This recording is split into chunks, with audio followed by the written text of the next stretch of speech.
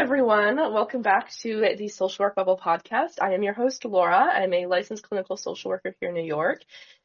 Today, we have a very exciting return guest, Julie McGue, who will be talking about her upcoming memoir, Twice the Family, and just her experience with adoption and family and all these different things. Julie, thank you so much for coming on again. Oh, thanks for having me back, Laura. Of course, we had a really great conversation before, so if you haven't listened to that, I'll link that episode below too. But Julie, do you want to give like a little snapshot of who you are to the listeners? Absolutely. So my first memoir, Twice a Daughter, came out almost 4 years ago, and it is the story about how my twin sister and I, who were adopted together, how we researched and found our birth relatives because I was having health problems.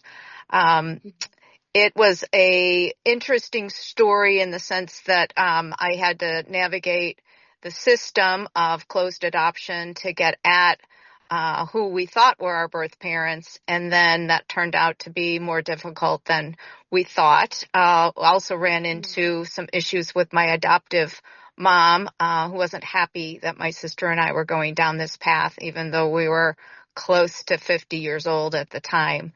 So once that story came out, and it does have a happy ending because I do find some siblings, and I'm still in relationship with my birth mother. My birth father has since passed away. But in talking about that book with book club members and on podcasts, a lot of the readers and listeners wanted to know more about my story, what it was like to grow up as a twin, grow up as an adoptee. My family, my parents, they adopted my sister and I, and then I have a brother not biologically related to, but also adopted from Catholic Charities. And then, as often happens, they had biological children and had so many years of infertility. So I grew up in this big Irish Catholic family in the suburbs of Chicago. 3 of us were adopted and 3 were not. And this next book, Twice the Family, is about that journey, about what it was like to grow up in this family and all of the things that happened to us, what we experienced as a family and how we survived it. And it ends with me meeting my husband and starting my own family. Wow, what a journey. What a journey. It's so interesting because I only recently found out about that thing where like a couple can struggle with infertility and then they adopt and then end up having biological children, and how Yeah. it's just like an interesting phenomenon that happens. Exactly. I just was having coffee with a friend this morning, and we were talking about both of our experiences. She had 3 biological kids and then decided to adopt. So it's not unusual. I think, especially in this day and age, how we put together the family that seems right for us has all sorts of alternatives. I mean, we've got IVF now and surrogacy. And so family building, while in the era in which I come from, was limited in the sense that there was not fertility options. It was either adoption or having your own biological kids. Today, there's so many more options, and there's no shaming around those things. I think that we have progressed as a society, that building a family, if that's your goal, has many shapes and forms. I wonder for you, did that impact how you wanted to like build your own family as you got into adulthood and then kind of became a mother? Such a good question. So, because my twin sister and I were the oldest, and we had these 4 younger siblings, I vowed that I was never going to have a family. I was so tired of being the big sister and the babysitter and all of this responsibility at such a young age. And of course, that didn't hold true. I have 4 adult children and soon to be 7 grandsons. So family building, I think once you grow up in that culture, you get used to having a lot of souls and spirits around you. And I'm really grateful that I was able to have a good-sized family. That's so funny. Yeah, I think a lot of people in bigger families probably have that moment where it's like, nope, we're not doing this again. Right. One interesting side note, my twin sister and I were researching our adoption and found our story and found some birth relatives. I wondered how my younger siblings that were my parents' biological kids were going to react to that. And Mm, they were very supportive. They said, we're so glad that you did it, that you know your story, you know where you come from. And they were happy for my sister and I. And I think that's sometimes that's great. what holds adoptive persons back from Hmm. researching the details of their adoption is, where is my loyalty? Is my loyalty to my family that I grew up in, who I belong to, or do I have a loyalty or an obligation to myself to satisfy these innate curiosities? And I think that balance is different for everybody. For me, I waited Hmm. till I was ready, but I think some adopted persons don't choose to research their family history because they feel disloyal to the family in which they grew up. Mm.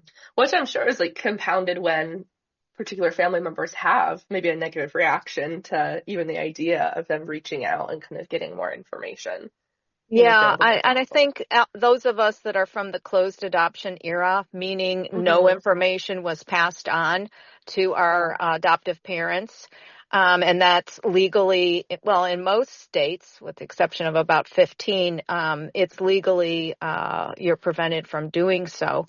And I think that information, you accept that you can't know, and Hmm. and you move on with your life and accept Mm. it for what it is. Yeah. Oh. I Going back to like when you were adopted. First, can you refresh my memory, like how old were you, and also like what that experience was like just growing up knowing that you were adopted? My sister and I were 3 weeks old when we were Hmm. adopted. So we had been living in an orphanage in downtown Chicago, which I've been back to and go back to many times because they have a lot of reunions. It was a Oh beautiful wow. place, and we were very well cared for there. And so we always seemed to have known that we were adopted. It wasn't a secret Yeah. that was kept from us, although it wasn't a conversation that we visited very often. The era in which I grew up, there were a lot of things you just didn't talk about. Hmm.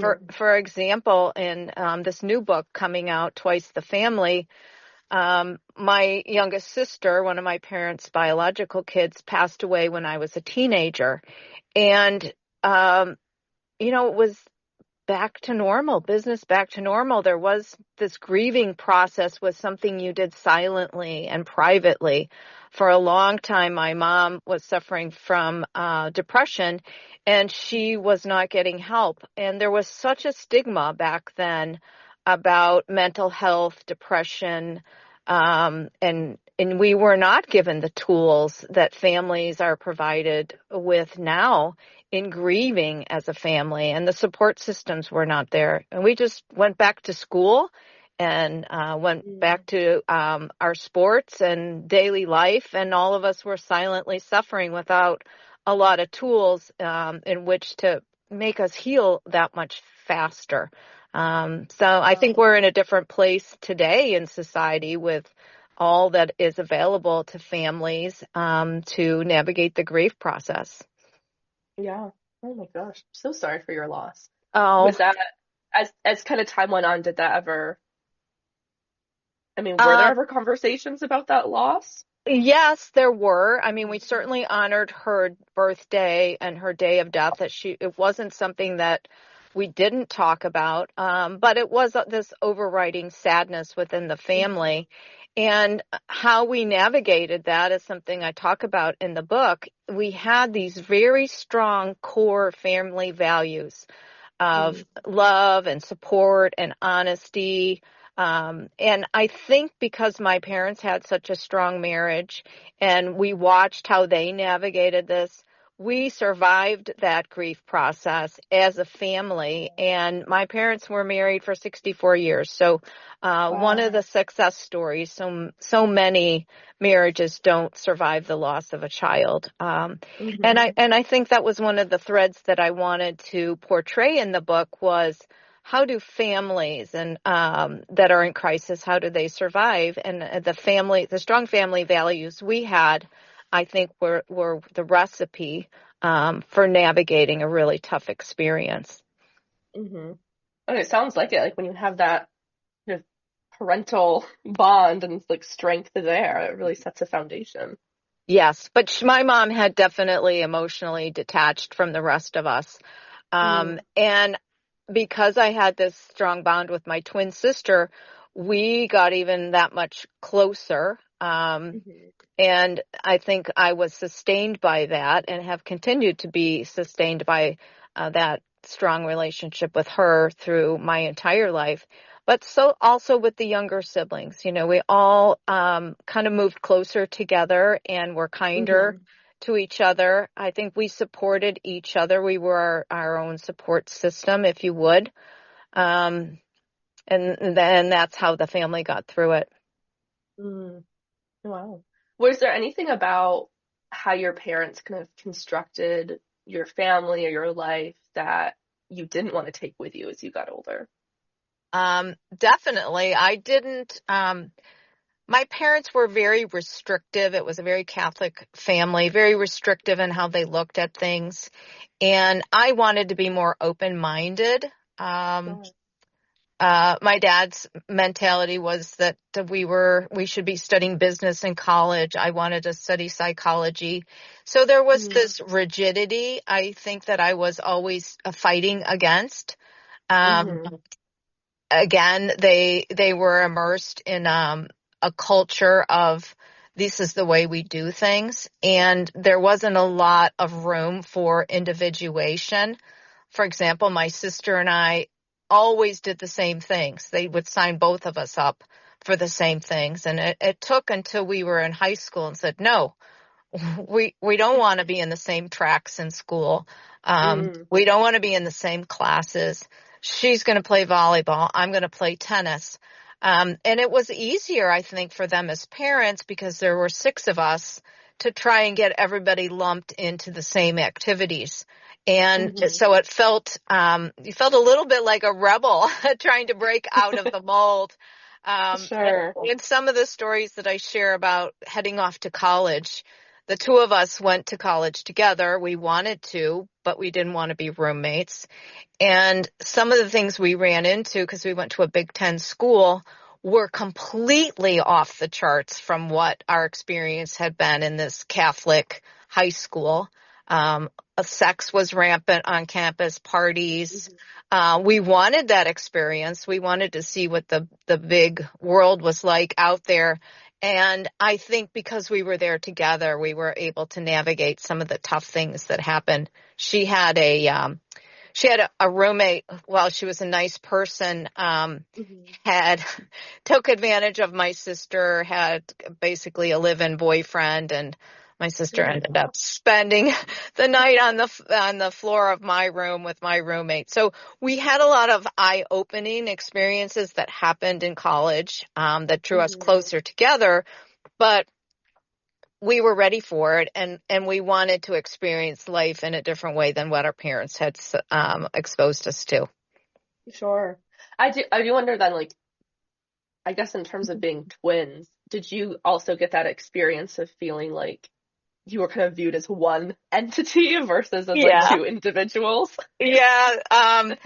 When we both pledged sororities in college, and there was the chance that we were going to end up in the same one, and we had a conversation about it, and we ended up pledging different places, and I think that was really good for us Yeah. to be on the same campus, but be living in different environments, making our own friend groups.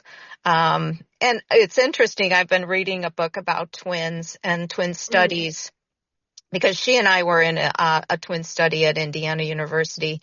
And Oh, the wow. research is fascinating coming out about studying twins that were reared apart for whatever reason and twins that were reared together. And it's interesting that the twins that were reared apart are more alike than twins that were reared together. And I think the reason that this is true is because when we're reared together, we're trying to be individuals, whereas those innate interests or qualities come out truer for twins that are reared apart. They just naturally, decide they want to try surfing or painting or something. I think those interests are intrinsic. But my sister and I still show up at a cocktail party with the same pair of pants and the same pair of shoes and look at each other like, okay, how did that happen? We didn't even talk about this. Funny. Yeah. Oh, that's great. Yeah, twin studies are incredibly interesting. That's a whole world there. Wow. Okay.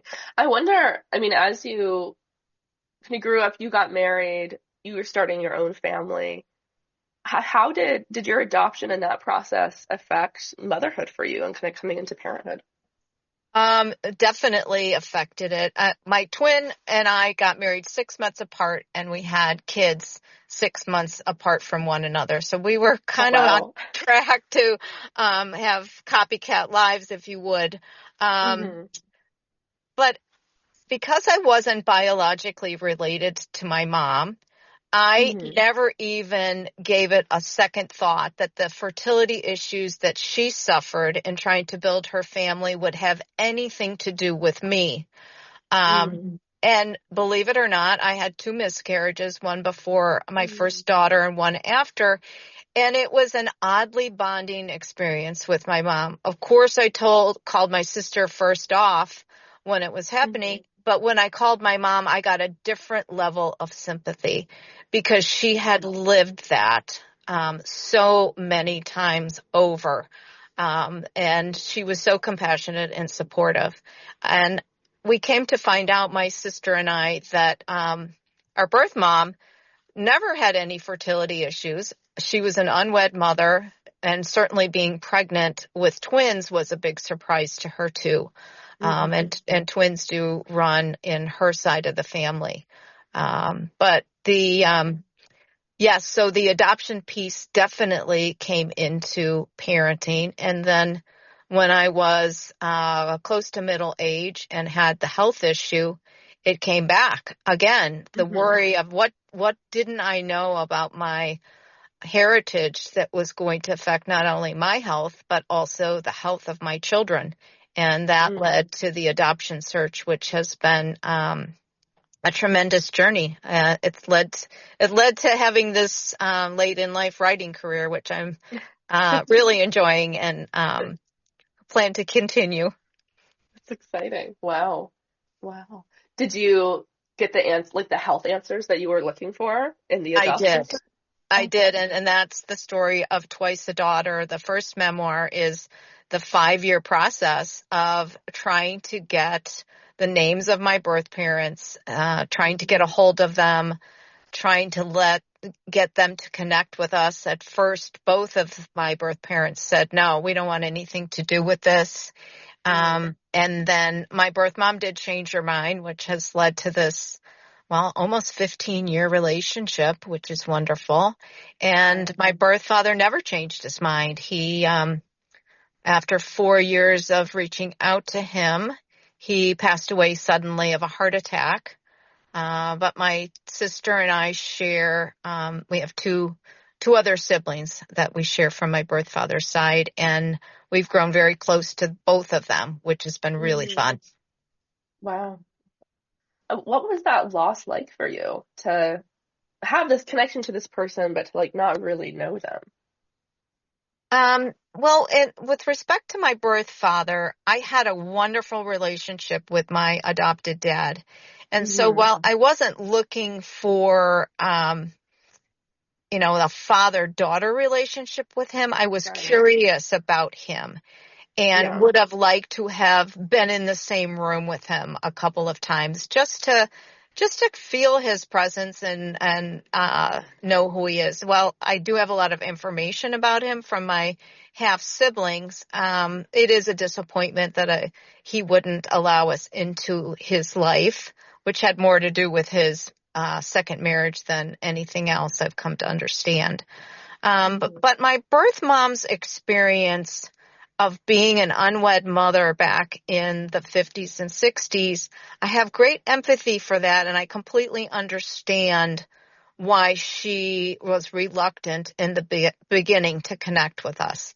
It had been a deep, dark secret of hers. Nobody in her big family had known that she was pregnant. My birth father didn't want to marry her. And so I understood that, meeting us and entering any kind of relationship was something that was far reaching. She would have to tell her husband that she hadn't told. And back in those days, being an unwed mother was a big stigma. I mean, it is still probably a stigma, but less so. I mean, certainly people build their family without a partner or a spouse much more frequently than ever before. But back then it was a deep shame, and I understood what was holding her back. She did come around. It took her about 9 months. She had eventually told her husband, who was very understanding, and she just turned 92 also, and and I talked to her frequently enough. She's geographically not convenient for me to see very often. Mm-hmm. Wow. Such a full life you've lived. Wow.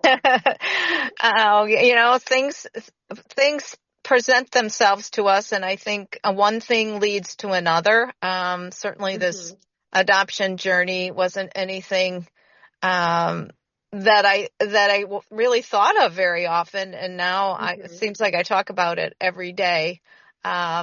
And it's a conversation that's important for people to hear.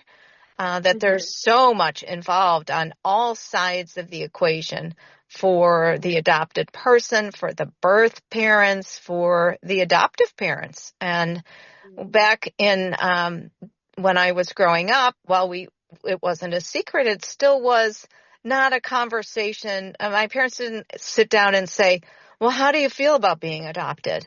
Do you have any curiosities? Certainly they would ask how we felt, but they didn't really have the vehicles or the language to talk to us about identity and belonging, things that I feel are more easily talked about in this day and age. Oh yeah, absolutely. Even like just with social media, I follow a lot of adoptees who talk about these things. And it's like this information is so much more accessible to people to even have these conversations even if they're not able to have them with their families. Yeah, the support groups on Facebook and Instagram, there's some for every member of the triad. There's some just for birth parents. There's some just for adopted persons. And it's great to have that support system. I got involved with a post-adoption support group through Catholic Charities as a result of my searching. And we get together via Zoom quarterly. And it's great to be in the same space with, I call them my people.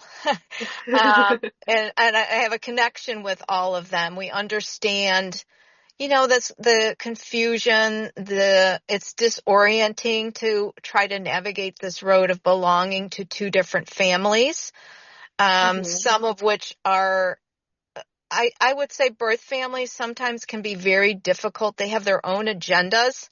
I like to say I wish my birth mom came with care instructions because I am still figuring out how to manage her and set boundaries, but also still keep the door open with her. And I think it is hard. I think it is hard to navigate that balance of, yeah, I'm biologically related to these people, but I feel like I belong with these people. And nobody wants to meet each other. how do I navigate that? I think kids that are in a divorce situation probably understand what I'm talking about in particular. Hmm.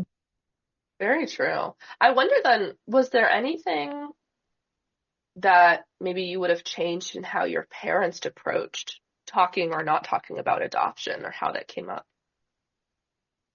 It would come up maybe every couple of years. They'd on our birthday, they'd want to have a conversation about where if we ever wanted to search for information, they would support us. But Mm. I wasn't really very comfortable talking about it. And Hmm. certainly I wasn't comfortable talking about it with my peers. When you're growing up, you just want to fit in. You don't want to be different. You want to just be normal. Um, and I had another thing that I was hiding behind was this whole twindom thing. Hmm. People were always so curious about us being twins and likenesses and differences that, the adoption piece sort of hid behind that. Oh, that's And so in some interesting. way, I'm grateful for that because um, it wasn't something that I was wanting to talk about with my friends because I didn't have any information. And Hmm. to say, even at the doctor's office, it was a conversation that was uncomfortable to admit I don't know anything. I don't know where I came from. And other adoptees talk about this too, that it's somewhat humiliating to say I don't know. I can't Hmm. access that. And it also can be angering. And so Hmm. finally owning those pieces of information feels liberating. I can say when I go to the doctor's office, yes, I know that colon cancer runs in my family. Yes, there was breast cancer in my family's. And I, without a doubt, am grateful that I can pass on that information to my children so that medical testing can be something proactive for them. Hmm. Yeah, I mean, a lot more empowering to also just have these pieces of information about like who am I? Like what are these things that even health wise, what are these things we want to be looking out for and mindful of?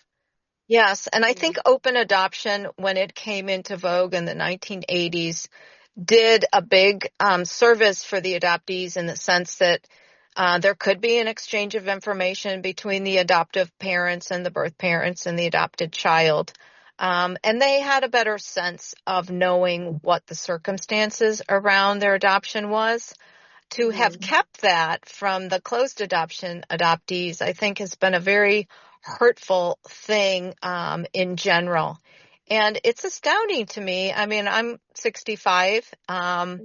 probably towards the end of the baby boom, but there's so many people ahead of me that never had access to any information about their families. And you certainly see it on the news quite a bit. I just saw a story about a young man who was frequenting a neighborhood restaurant. It turned out the neighborhood restaurant was owned by his birth mom, and they figured Oh that my out. gosh. Yeah, incredible. Whoa.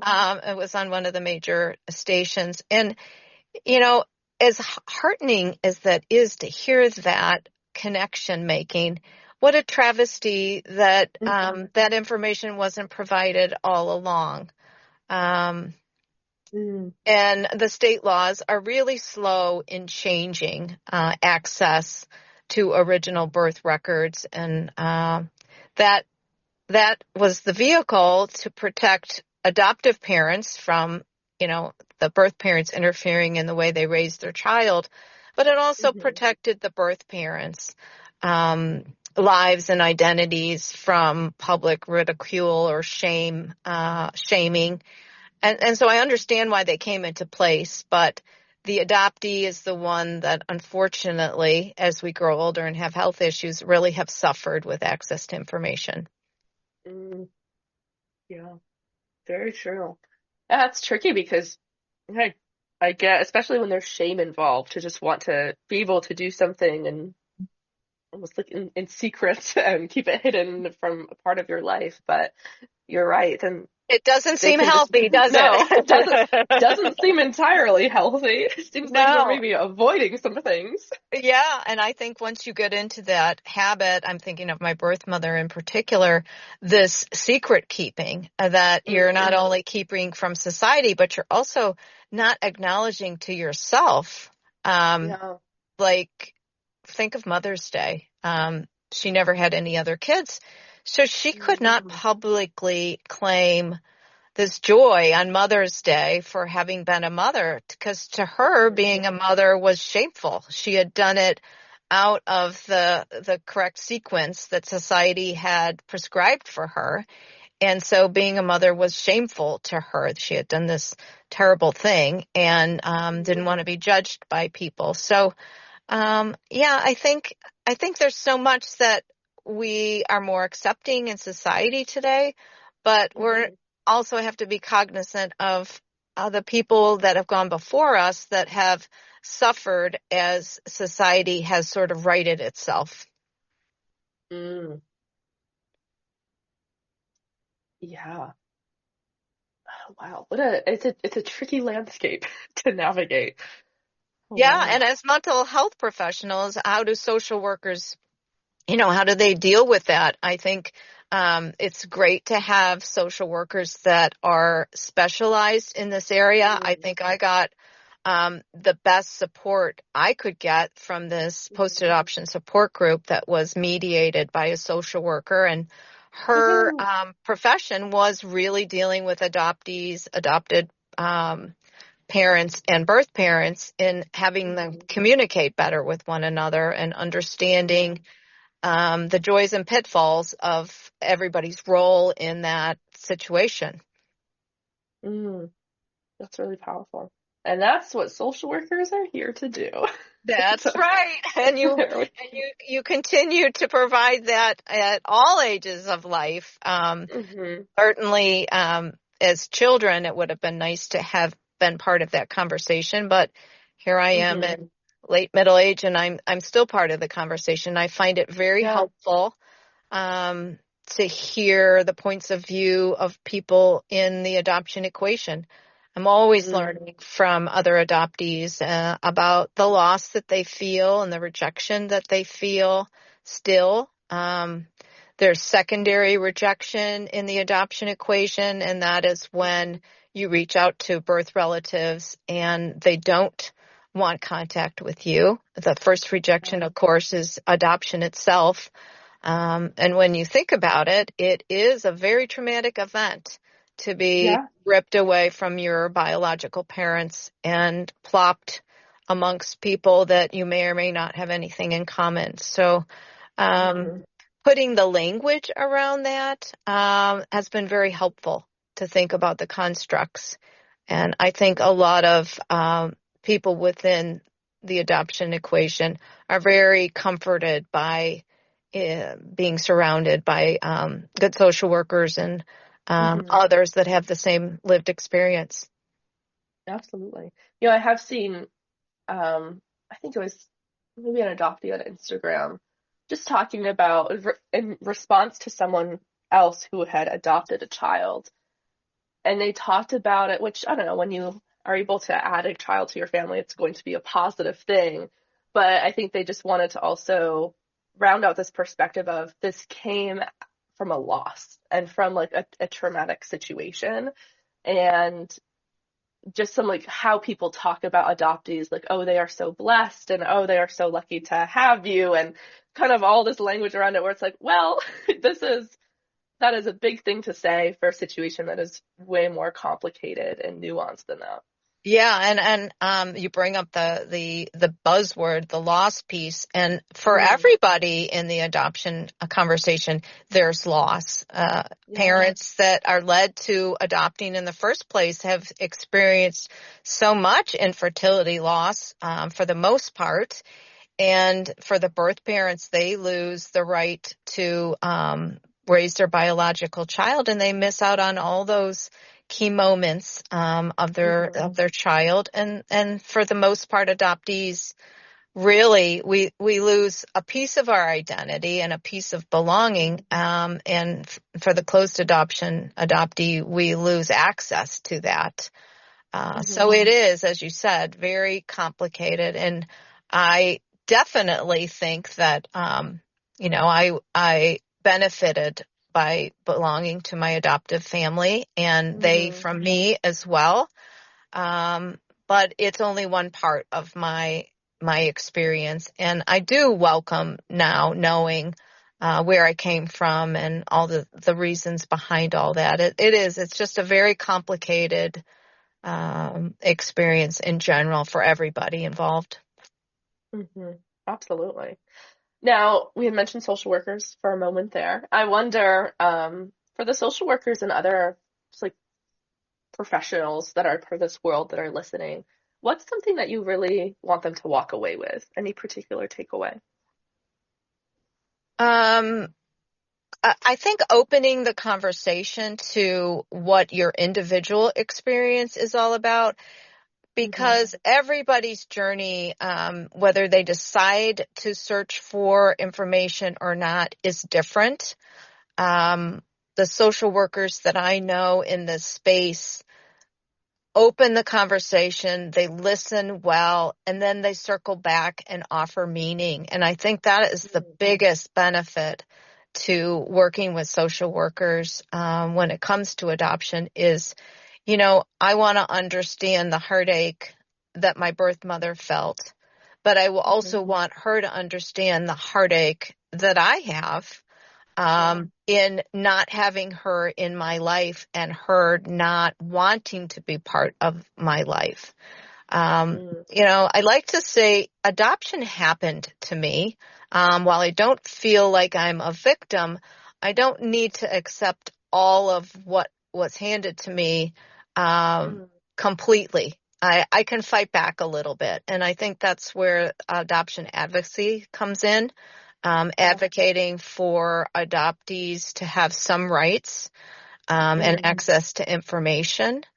And I think social workers can help with that frustration, the rejection, some of the abandonment issues that adoptees face, which I think is very important to personal growth and transformation. Incredible. Well, thank you so much, Julie, for coming on. I feel like you have an incredible story. You're a great writer. It's just really helpful experiences. I just remember like when I was in social work school, it wasn't so much textbooks that we would read, but when we actually read like memoirs of people with lived experiences in these things to paint a picture of like this is how we can do the work and actually support people in a way that's meaningful. It's very impactful. So I appreciate you even like using your voice and telling people what your story has been. Well, thank you for having me on the show. And I will just offer this tip that a lot of the social workers that I know have encouraged adoptees and birth parents to write their story, because writing it down, whether it is for public consumption or not, is a tremendous healing tool. And I think we don't often recognize what our little subconscious is working on until the pen starts flowing on the paper. So I would offer that as a tip and some advice to who's ever listening is writing to heal is really a transformative process and was very useful to me. Wonderful. Well, for those listening, Julie's next book, Twice the Family, a memoir of love, loss, and sisterhood, comes out February next month, which is really exciting. I will have Julie's information linked below. Thank you so much, Julie, for coming on. Thanks for having me again, Laura. Right. We will see you next time. Okay.